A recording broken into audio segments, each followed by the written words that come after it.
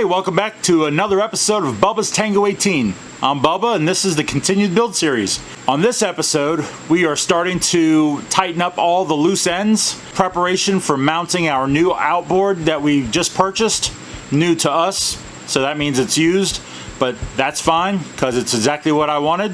We are going to work on custom anchor locker cover, done in the same wood that we did our mahogany and hard maple in. We are also going to work on the through hull drain plug custom piece that I've basically created because I couldn't find anything on the good old interweb that showed me how to do it. We're also going to work on mounting the engine and deciding if we need additional build out plates, if you will.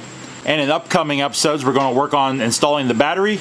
We're going to work on the fuel tank, mounting the engine, and everything that goes along with that. Enjoy this first video of the new series of tightening up all the loose ends. All right, thanks again.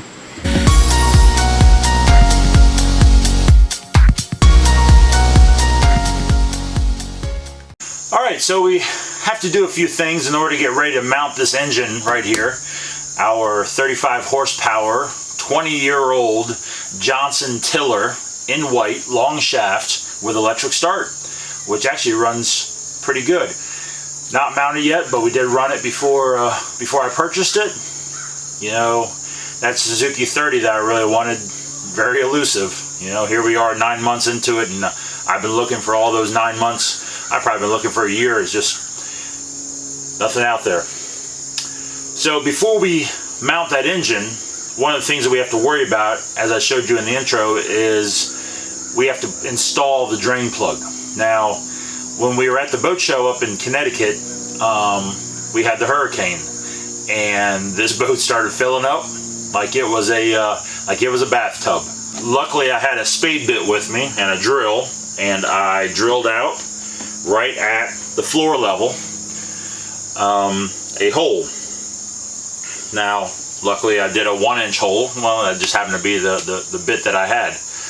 Now, I was looking at options. You know, it's like there's no videos out there on how to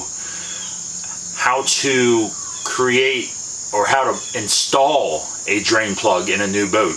There's lots of them about the different types of drain plugs. On Amazon, there's this brass drain plug. And it came for 2 in the package, and I thought, well, why don't I just put them on either side? I went to the store and got a brass close nipple. So basically what that means is that the threads, there are no threads in between. It's like threaded this way and threaded the other way. That's what close means. So it's a brass nipple, 1/2 inch, MIP thread, all right, or National Pipe thread, malleable iron pipe.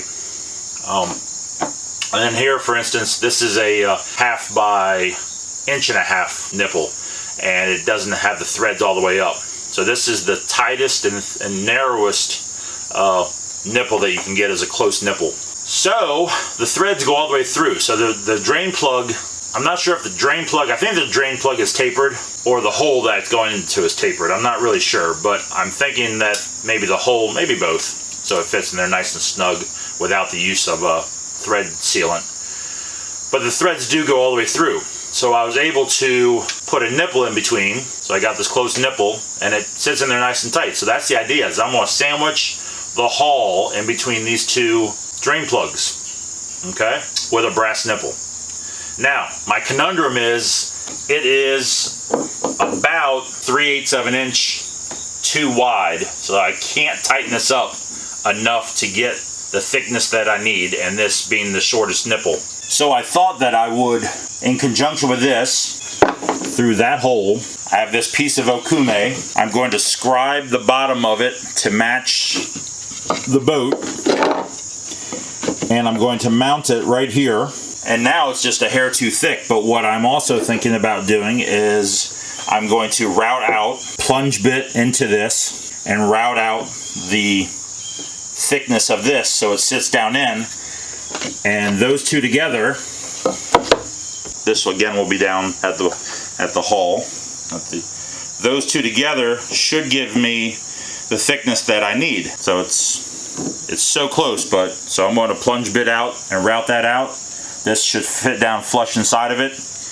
Then I'll sand down, epoxy, and then paint it all together, and should look good. When I install the drain plug with brass fitting, I'm going to obviously take it off one side, push it through the hole, screw it, caulk it, and then screw on the other piece from the outside or the inside, and again screw and glue. Now people have all their own feelings about using different types of 3M products. Now there's 5200, 4200, one's pliable, one's not. One you'll typically break the part trying to get it apart, and that's 5200. Now below the waterline, something that hopefully should never come out, I think I'm going to go ahead and 5200. The hole that I drilled through, once I got back, there was water inside there because that's all I could do was drill it out when I was at the show. Didn't obviously have a drain plug or this to put into it. Got back, air dried it, heated it up, made sure that it was left it open to the air with a fan blowing on it for a month. That's where we are now. I went ahead and epoxy coated the inside of it all the way around just to make sure, and now we are at the point of installing this piece.